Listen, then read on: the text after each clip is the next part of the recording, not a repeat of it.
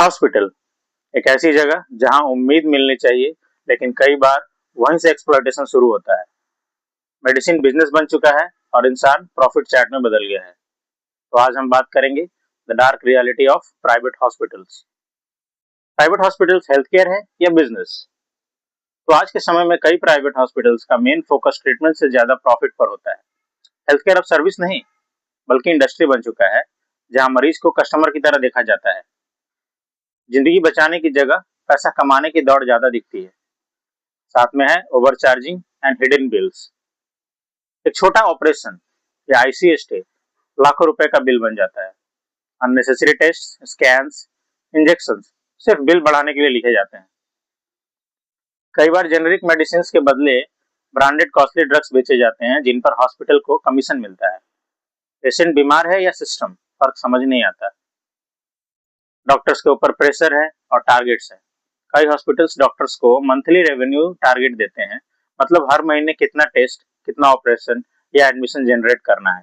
अगर doctor ethically काम करे तो उसे नॉन परफॉर्मिंग टैग दे दिया जाता है।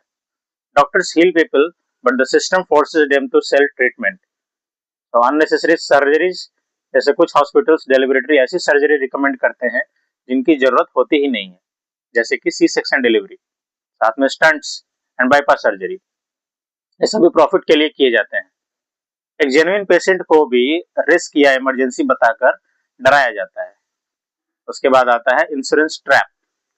इंश्योरेंस होने पर हॉस्पिटल्स जानते हैं कि पेशेंट को नहीं भरना पड़ेगा। इन बिल्स को कंपनीज भरेगी, इसलिए बिल्स आर्टिफिशियली इन्फ्लेट किए जाते हैं। कंपनीज बाद में कई क्लेम्स रिजेक्ट कर देती है और फिर बर्डन पेशेंट्स पर ही आता है।